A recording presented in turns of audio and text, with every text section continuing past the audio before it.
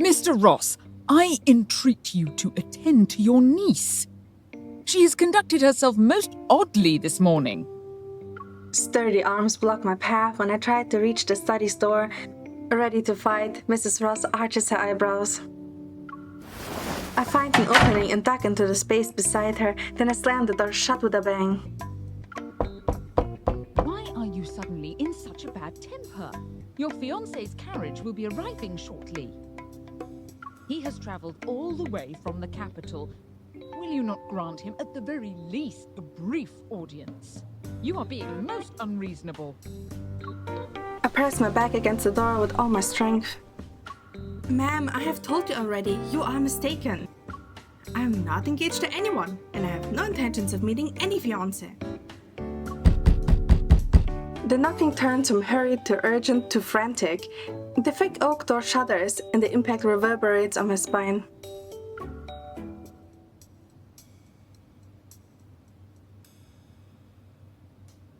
I quickly look around the room and my gaze lands on a long leather sofa.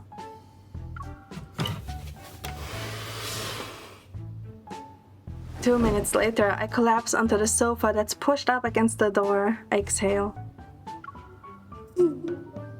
They should hold them off for a while. I was watching a movie with Zayne earlier. How did I wind up in this mansion?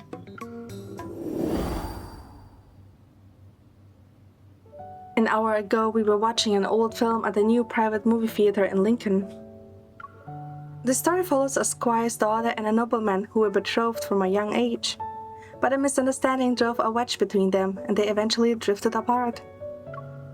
Years later, the misunderstanding was cleared up, but the two were already married to someone else. All that remains is a nod of farewell on the stone bridge where they first met. The glow of the screen danced across our clasped hands as Zayne lowered his voice and shared his thoughts about the leading actor's choices. Nodding at times and retorting occasionally, I cradled popcorn.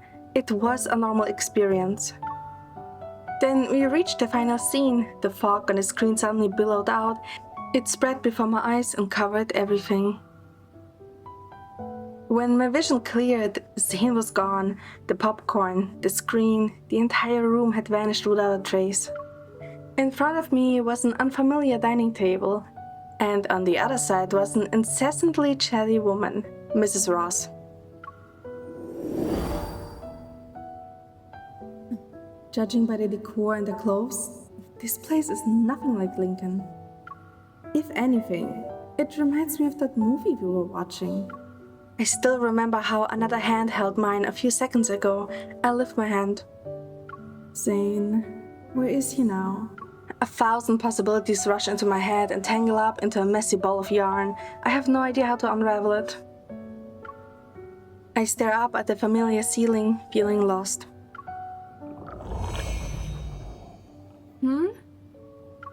Sensing a faint metaflux fluctuation from the bookshelf, I sit up. I think for a bit before walking over and pulling out the book. I open the heavy cover. On the title page, decorated with an intricate pattern, several lines of dark ink slowly appear. Hello, miss.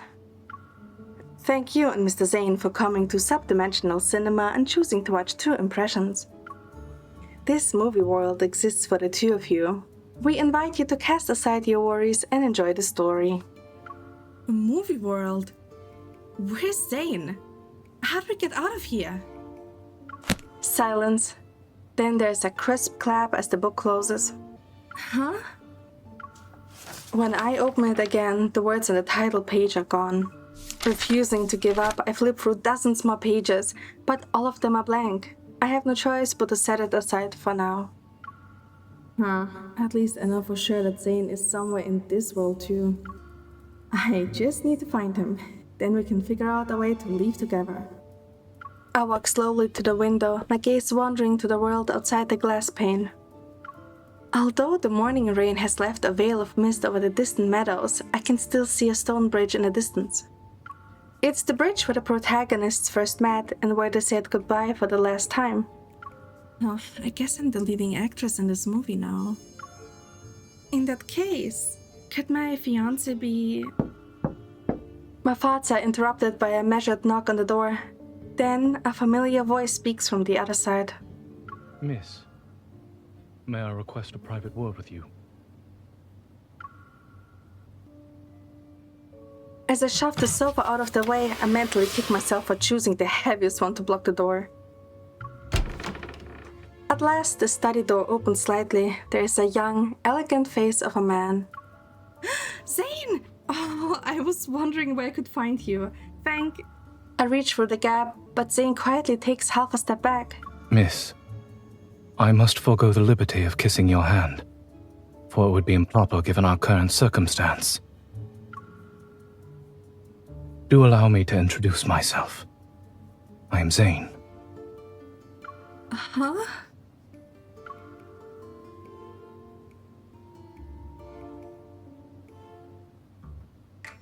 In the parlor, I sit at the opposite end of a long table from Zayne, trying to make sense of the situation.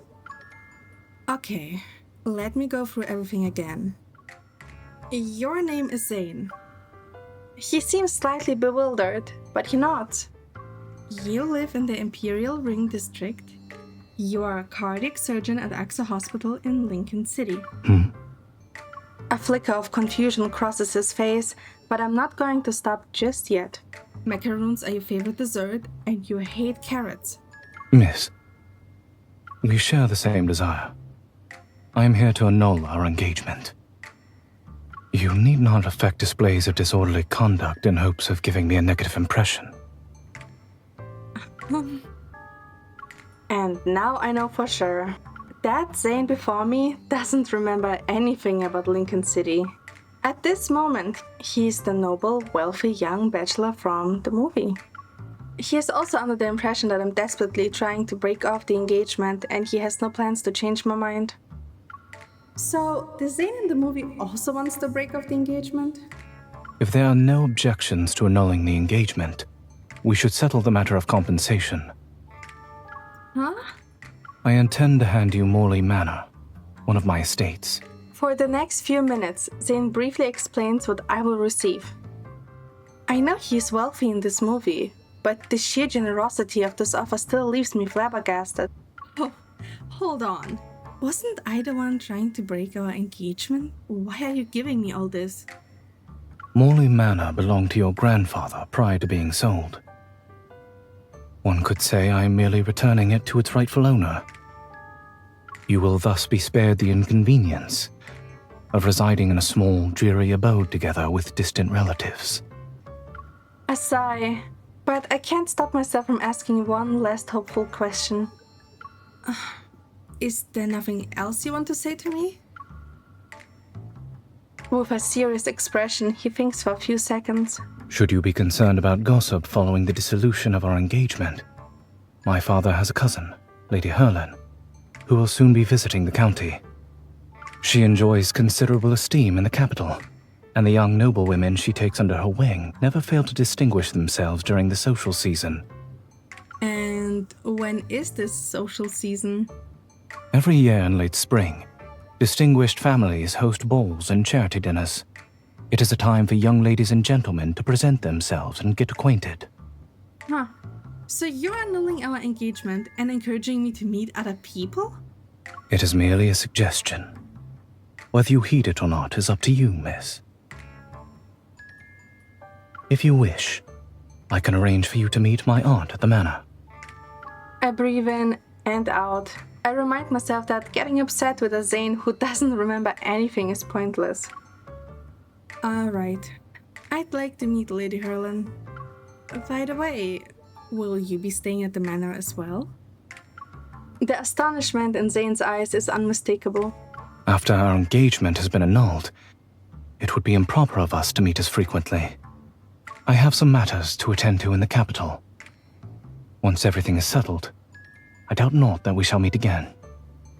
The refusal in his words is clear, yet it was delivered so politely that it's hard to be offended. I maintain eye contact with him for a while, and the assumption in my heart slowly solidifies. On the surface, Zayne has taken care of every last detail. The terms are generous. Everything has been arranged with my best interest in mind. But in reality, it's his way of neatly ending an engagement he never wanted and drawing a clear line between us. I have to admit, Zayne is thorough. I looked down at my hand resting on the teacup and refused to let the small sting of disappointment spread. I still don't know how this world works, but I know one thing for certain. I can't let Zayne walk out of my life.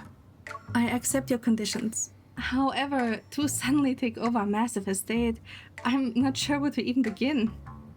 I was hoping you might be able to spare some time to advise me, Mr. Zayne. Perhaps we can start after you return from the capital? But Sensing he's about to refuse on the grounds of propriety, I quickly add, Of course, we'll only converse during formal occasions where Lady Herlin is present, such as afternoon tea. Surely you wouldn't turn down a small favor for your former fiancé, Mr. Zayne. very well. Zayne places a hand on his chest and gives a graceful bow. A carriage for Morley Manor shall be waiting for you in 3 days' time. I trust our discussion will bring about a satisfactory resolution for the two of us.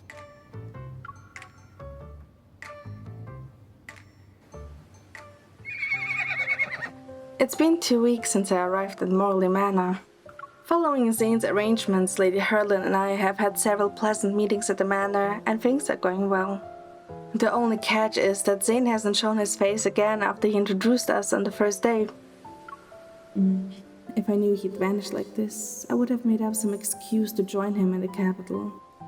A lady must be graceful at all times, even upon horseback. To properly ride side saddle is to display. Concerned the pony might buck the noblewoman off her saddle, I carefully maintain a tight grip on the reins. My lady, please do get down. It'll be easy to fall from that position. Lady Herlin gives me a gentle smile. How curious. You are the second person to advise me so. The first was Zayne. Oh, what a coincidence. Indeed. You should talk to each other some more over the coming days. You might find you have much in common.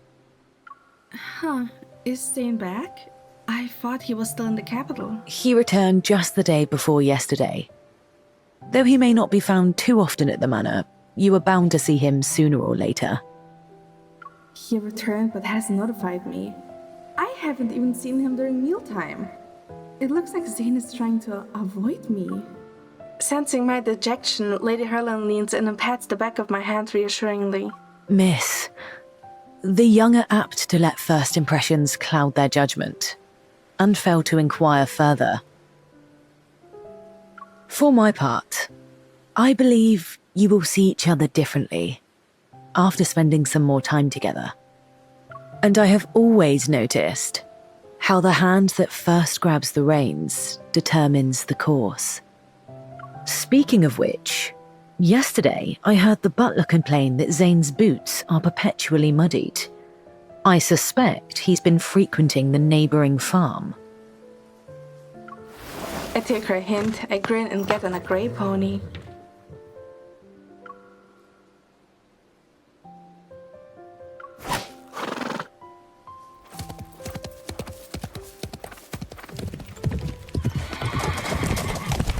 Following Lady Herlin's suggestion, I see a familiar figure at the edge of the farm. I pull my pony to a stop, lead it by the reins, and quietly creep up to him. I tap Zayne on his left shoulder while standing to his right. He turns, shifting his briefcase further behind his back. If you hadn't tried to hide that briefcase, I wouldn't have wondered what's inside. Do you often pry into the affairs of others? We were engaged for half a day. Isn't it cool to use the phrase others? Is your briefcase heavy? My pony can carry it for you. I am obliged to you for the offer, yet I fear your pony would not bear us both. Oh, you want to ride with me? Before he can say no, I grab the briefcase and hoist it onto the pony. It's heavier than I thought. Let's walk the rest of the way together. The manor isn't far away. Miss, you ought not to be here. And you should still be in the capital. You took care of everything? Without missing a beat, Zayne steps out of the field. I quicken my pace to keep up. Your curiosity regarding me knows no bounds. that's because you have been acting mysterious.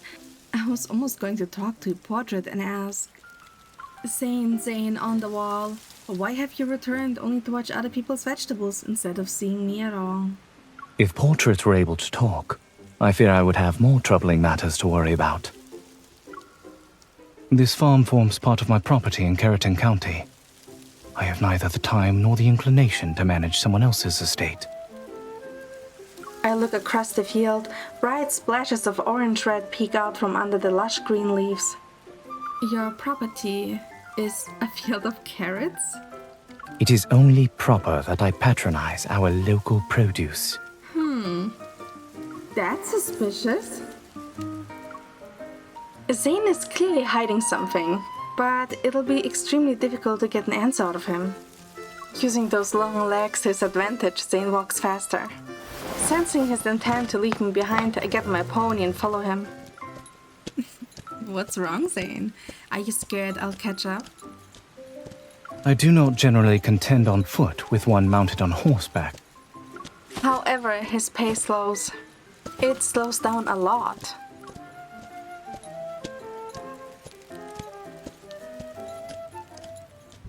After that day, Zayne still regularly heads out with his briefcase, but he's more careful about cleaning off his boots. And whenever he returns, a few more dishes with local produce will appear on the dining table. Carrot wine, roasted chicken with carrots, carrot pie. Even if you own a carrot field, it doesn't mean we need carrots at every meal. Zayne keeps his eyes on his plate and calmly cuts a slice of honey carrot pie. The villagers harvested them and offered them to me. To refuse would have been uncivil. If this does not suit your taste, we may dine apart. That's not the point. I was trying to ask. Oh, wait, did his preferences change because we're in a movie? Zayne, do you even like carrots?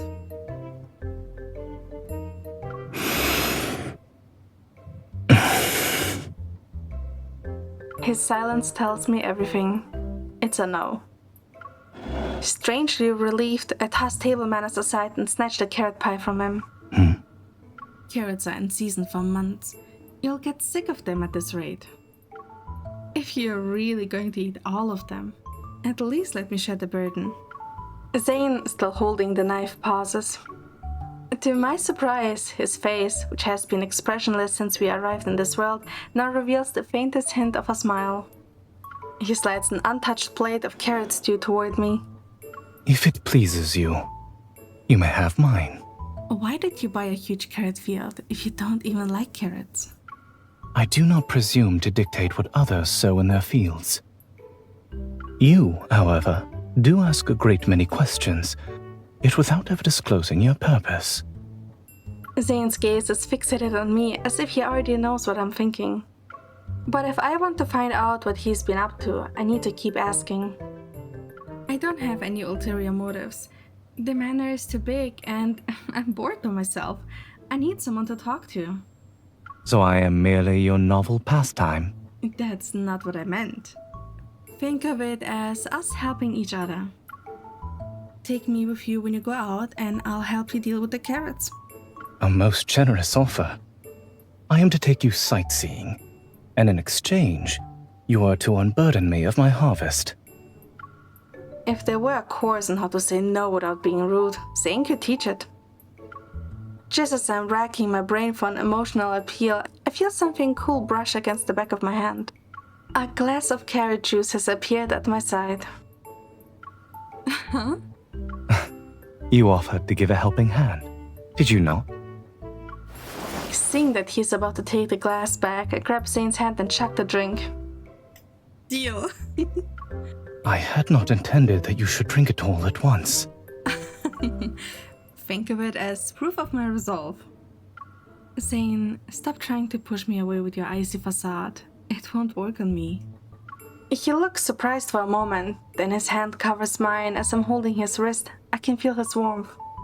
But he quickly regains his composure and gently pries my hand from his. Very well. I accept your offer.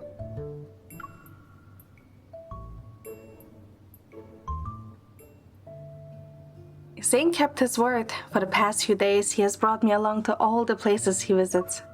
He hasn't gone back to the farm though. Instead, he does what nobles typically do: horseback riding, archery, and drinking tea.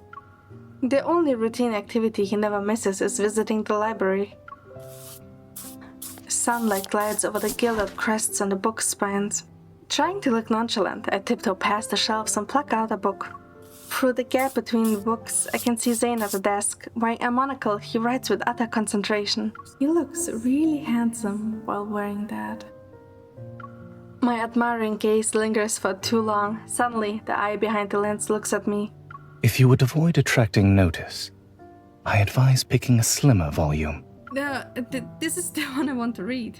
Clutching the book, I sheepishly shuffle over to his desk.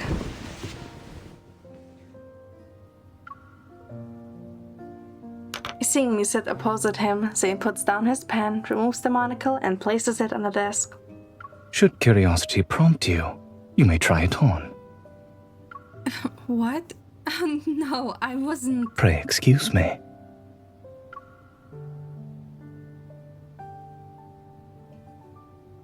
His fingers shield my right eye, and a gentle warmth brushes against my brow.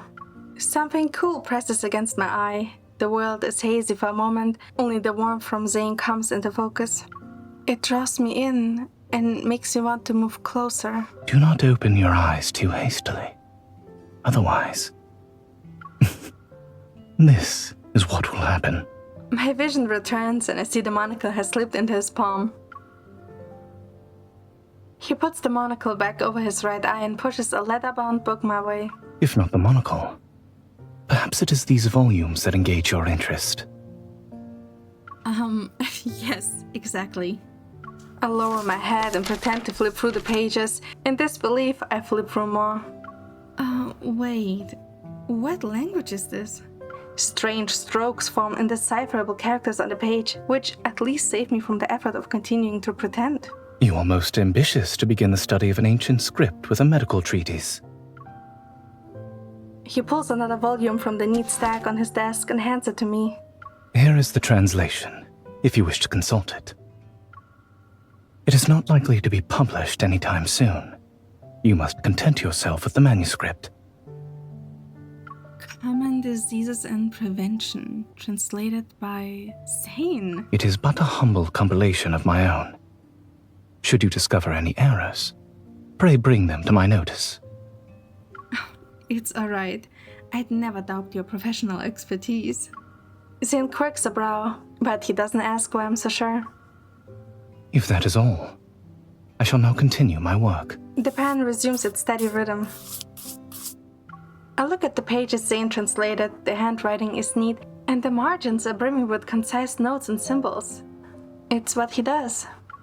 Even without his memories, and although he's not a doctor in this world, Zayne is still doing what he can.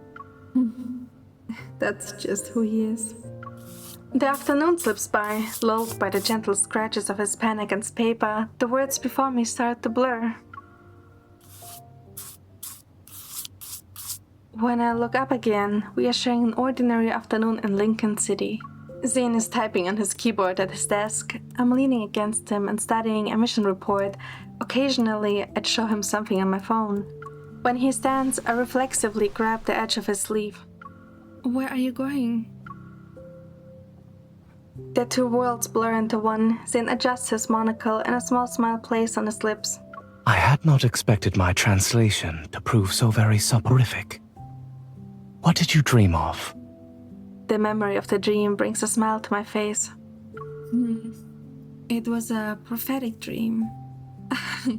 I saw us in the future. Indeed. And what was to be expected hereafter? A lot of things. You're going to hopelessly fall in love with me. Swear to stay by my side forever. Write me 1,000 love poems.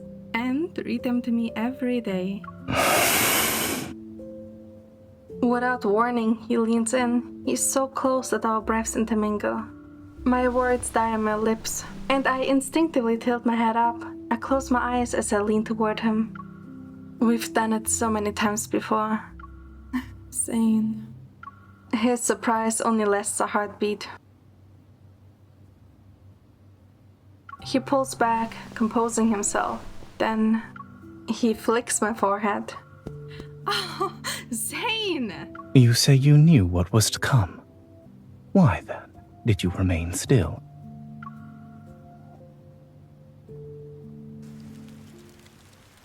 Life settles into a peaceful rhythm, and the quiet undercurrents between Zayne and me continue unspoken.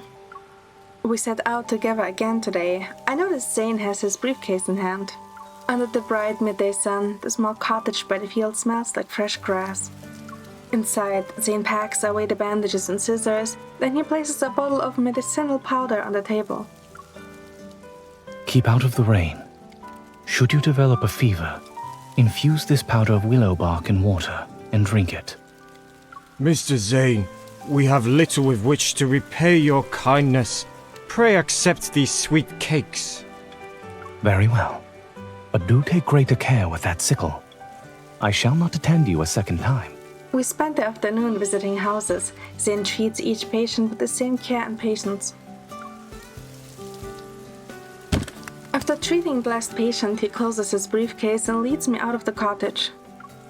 A warm breeze drifts across the fields. He casually deposits a basket full of grateful offerings into my arms. So, this is a field of research? You may say so. The subjects of my research happen to be remarkably talkative. Zayne, has anyone ever told you that you'd make a great doctor? You have. I wait for him to continue. He doesn't. Am I the only one? Whence arises this sudden interest? Because look at you. You're wealthy enough to buy a manor and give it to me like it's a head of lettuce. You can do whatever you want. Or nothing at all. But you're trekking to all these houses under the scorching sun to help patients who can't afford sending for a physician. The only explanation I can't come up with is that you genuinely enjoy it. Zayne neither denies nor agrees. He just smiles. You believe acting without regard to my expenses must imply some sort of enjoyment. That's right. And you have been accompanying me on such a long journey since the break of dawn. Does it mean?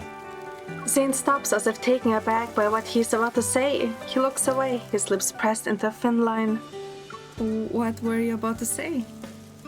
We keep walking, then I slowly realize that Zayne's position in this world comes with its own chains. In this era, medicine isn't considered a respectable pursuit for someone of noble birth. Aristocrats aren't expected to toil in public. Choosing this profession would be seen as peculiar. Zayne, you're keeping this from others because you hate dealing with gossip, right?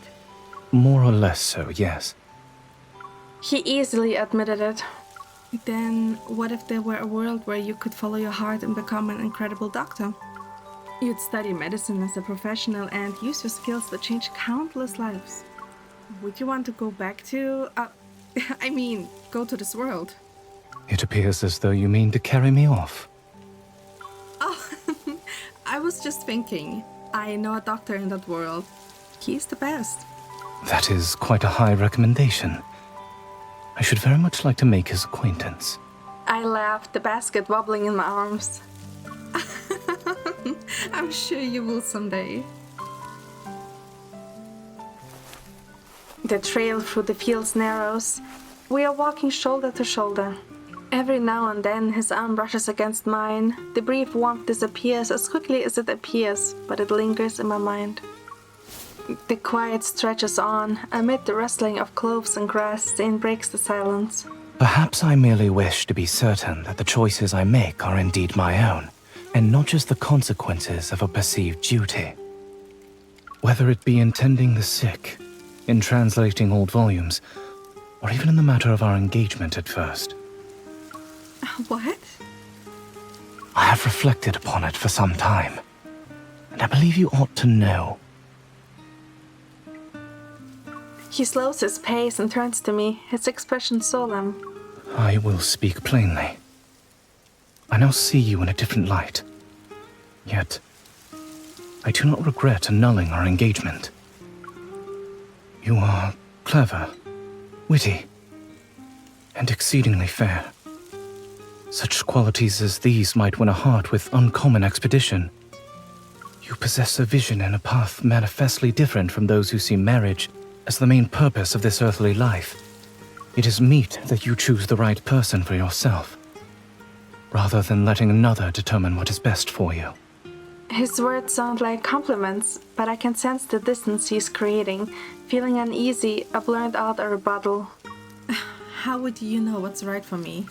The words are barely out before I wish I could take them back. I know it's not the right way of asking a question if I truly want an answer. I lower my gaze and see Zayne has clenched his hand as if he's holding himself back. I know because I saw how your eyes lit up when you spoke of that physician.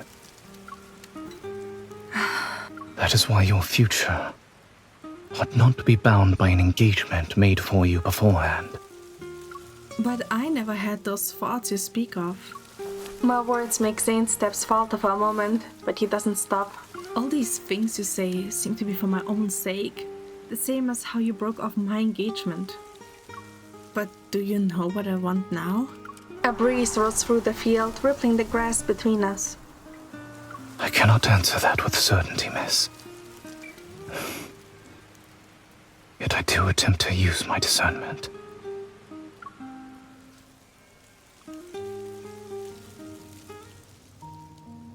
Zayne and I still see each other often, but ever since that day, the relationship between us has become delicate and strained. When Lady Herlin visits Morley Manor again, she notices the tension. I haven't seen you in a while. I thought everything would be going swimmingly between you two, yet it seems not to be the case. Under her kind yet piercing gaze, I can't hide my feelings anymore. I decide to pour out all my troubles from the past few days. I thought I made it obvious, but he still acts as if I need to explore my options and choose what's best for myself. I'm not picking cabbages in a field. A thoughtful look crosses her face as she taps my arm with her fan. Pray leave this matter to me, miss. The social season is drawing near in the capital. If you are to make your debut at the ball, you must have a partner with whom to practice. Our palms meet, our steps intertwine, and the unspoken tension between us rises and falls with the rhythm. Zayne, do you like dancing? I may, depending on who happens to be my partner. One may always plead an aversion to dancing as a polite refusal to an unwelcome invitation. It sounds like you're an expert at declining invitations. They say that practice makes perfect. To refuse demands practice as well. Come, try declining my invitation to dance. I don't think that's necessary. If you do not practice beforehand, then at the ball. The ball? Lady Herlin informed me that you are looking forward to the ball that will be held in the capital, and that you've been preparing rather earnestly. Noticing the faint displeasure in his voice, I move closer as we dance. I look up at him and spin. Is that so? Do you want me to go? His steps falter slightly and his grip on my hand tightens. Were I to say no, would you indeed give it up? A crack beneath the frozen surface has finally appeared. The doubt in my heart gives way to certainty. Now's the time to press my advantage. Didn't you say I shouldn't be confined to this place? So I thought about it. If I go to the capital, I'll see a bigger world and meet more promising young gentlemen. Maybe one of them will give me an even grander estate. Maybe someone will buy me Carrollton County in its entirety. He pulls me even closer, his hand resting firmly on my waist. Is that all you seek in a lifetime companion? Well, he should at least be better than my ex-fiancé. Otherwise, what was the point of ending that engagement? The music fills the sudden silence. We continue to turn around each other slowly, neither of us speaks. Just as I think we'll dance like this until the end. As soon as you had received my portrait, you expressed a wish to break off our engagement. May I ask why? I'm at a loss for words. The truth is, I had no idea back then that my fiancé was Zayne. I'm still scrambling for an excuse when Zayne asks another question. Did you find my appearance disagreeable? What? I stare at his face. He's so close that I can count his eyelashes. I take a deep breath. Zayne, I swear you're going to drive me insane.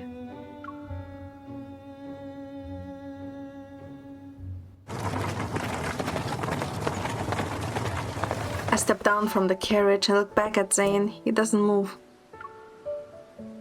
Aren't you coming in with us? I must return several volumes to the public library.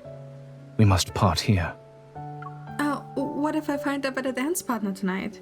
Maybe there will be some Mr. Zayne or Sir Zayne? Then he must secure a carriage of his own. Lady Herlin calls for me. I hesitate for a moment before walking into the banquet hall.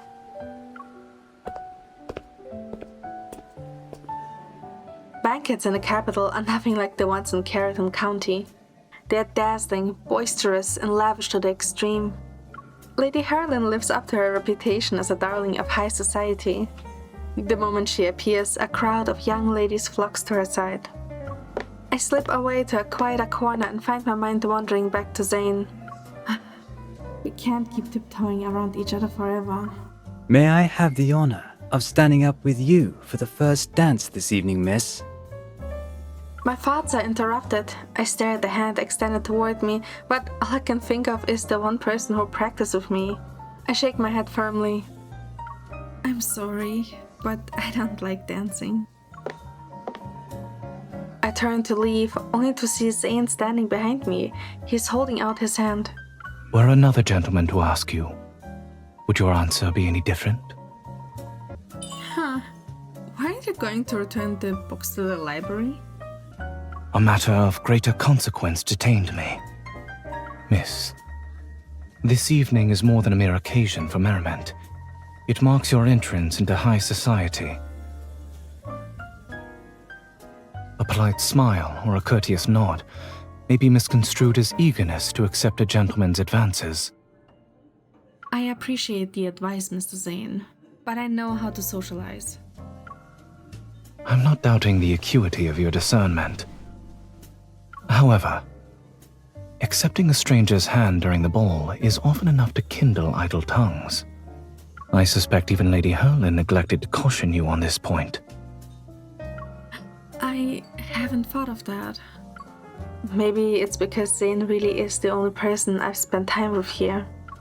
I almost forgot how different the customs and social norms are in this world compared to Lincoln. I wish for you to feel entirely at liberty to follow your own heart. Yet, I would also hope not to see you in trouble. Why didn't you just tell me not to attend the ball?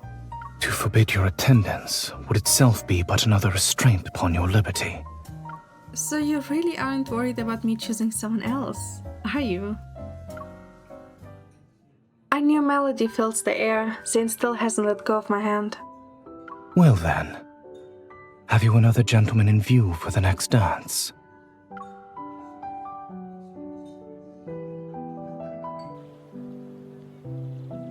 After returning from the capital, Zayne and I finally settle into our most comfortable rhythm. Riding through the countryside together, having afternoon tea, bickering over the weather, or who gets the extra trickle tart. Everything is calm and peaceful. We can let the day slip through our fingers without being rushed by shoulds or musts. But after a long period of leisure, a nagging thought begins to pop up more often. I still don't know how to return to Lincoln City. A few days later, a letter from the Rosses breaks the spell. The Rosses need me to handle certain matters. I'll be gone for a few days. While I'm there, I can grab that strange book from the study and show it to Zayne. I happen to need to retrieve from the capital documents relating to the transfer of the manor. This should take about 4 or 5 days. I suppose we'll be saying goodbye again. It will be but a brief separation. Morley Manor will remain in its usual place. We'll be having afternoon tea at this table again before long.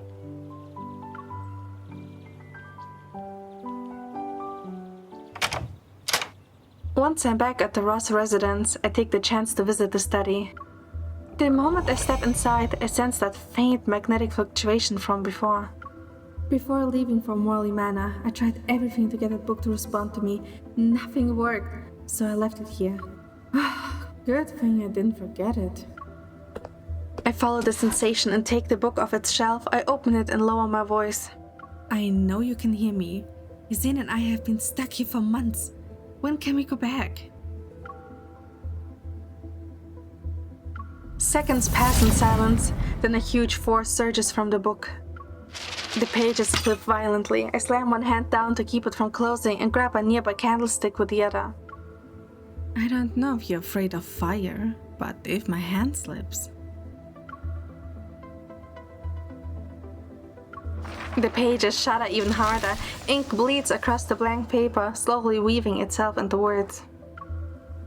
The story ends when you completely change it. Completely change it? What does that mean? Stunned, I stand there. The ending of the movie replays in my mind. Two people passed each other by, married someone else, and said their final goodbye on a misty morning. Doesn't that mean the story will only end if we make completely different choices from the characters in the movie?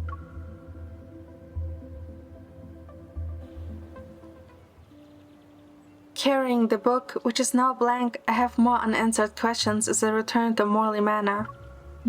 Zayne and I have been getting along quite well lately. But I still don't know his actual opinion of our relationship. Afternoon sunlight streams through the curtains and spills across the tea table. The soft clink of silver spoon against porcelain pulls me from my thoughts.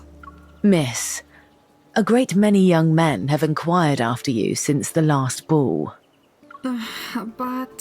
But none compare with Zayne. Is that right? Lady Herland's voice is soft, but her words cut to the point. I find myself looking away. After the engagement was annulled, he was worried you might be treated unfairly upon entering high society, so he pulled quite a few strings to smooth things over for you.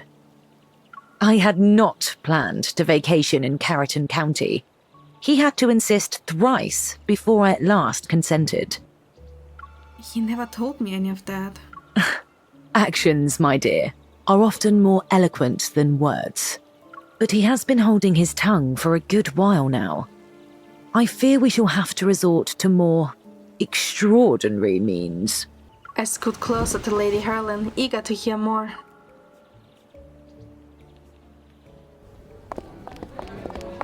The next day, the manor is already bustling at dawn. The loud neighing of horses outside wakes me. After quickly freshening up, I hurry downstairs and run toward the portico.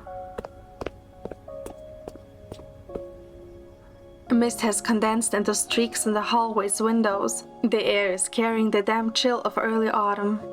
The lit candlesticks in the wall scones cast flickering shadows. I turn the corner and almost bump into Zayne. When we lock eyes, I can almost see a soft light bloom across his shoulders.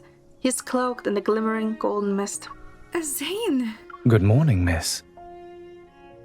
How was the weather in the capital? Mostly nice. The sky was occasionally overcast. All the paperwork has been completed? Yes, there were no issues at all. My gaze falls to the familiar briefcase at his feet, and it all makes sense.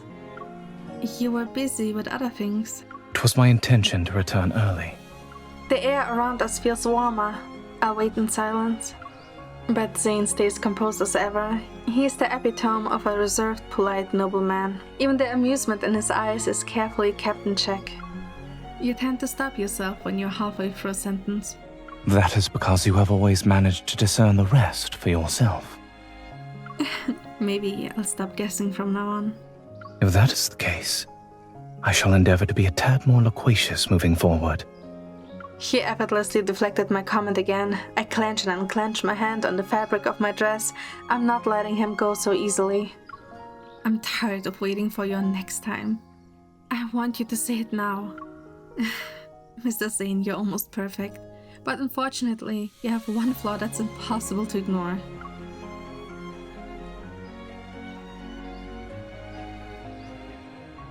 Do enlighten me. I look up and my gaze meets Zayne's. You never say the words I want to hear the most. Oh?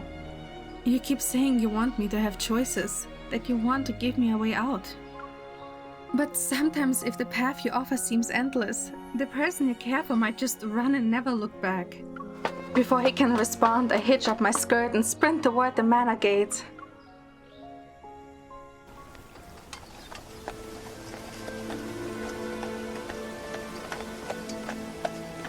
Stop.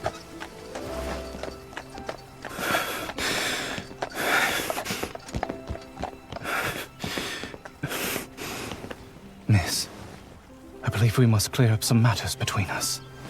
Pray allow me a moment.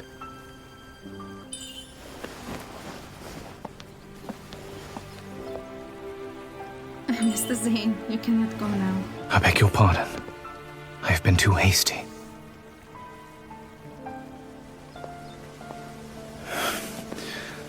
I always thought I ought to be more prudent in discussing such matters with you.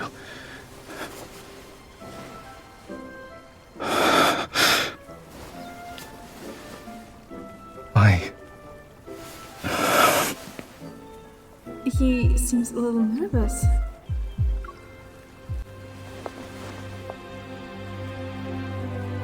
If you have nothing else to say, I'll take my leave.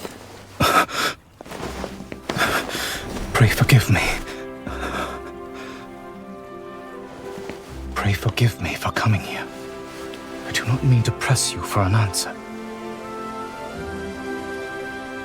Yet if I were not to speak up now, I would risk losing the most precious opportunity of my life. I hastened to conclude my business and returned earlier than I had intended because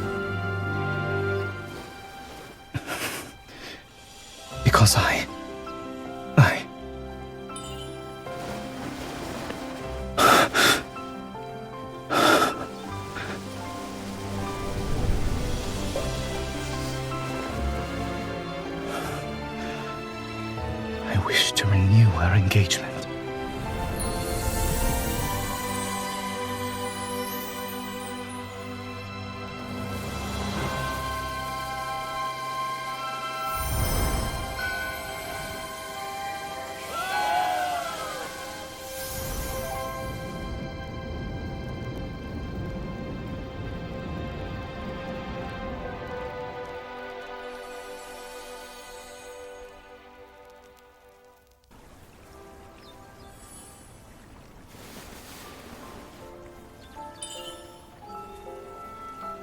The weather has been very favorable on our first outing.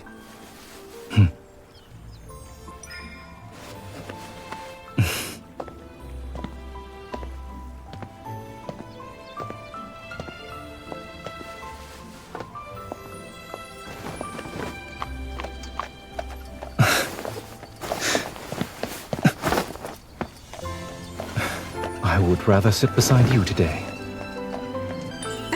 I can't believe it still didn't wait for you. Consider it a reminder to a certain married lady. A hasty departure hardly accords with good manners. Will you not turn away from me this time? I'll be following my heart.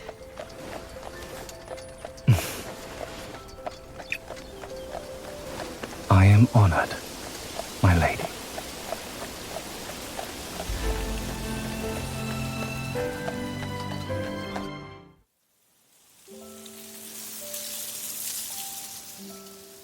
At some point, the mist gathers once more. It washes away the colors before me until everything melts into white. The sound of the wind, the creaking of the wheels, Zayne's soft whispers in my ear. They fade away one at a time. The movie's world has reached its conclusion. A page turns to welcome our reality. Some stories end here, while others are just beginning. And I know for a fact that even if destiny pulls two souls apart, a determined heart will chart a course that circles back, guiding them to each other time and again.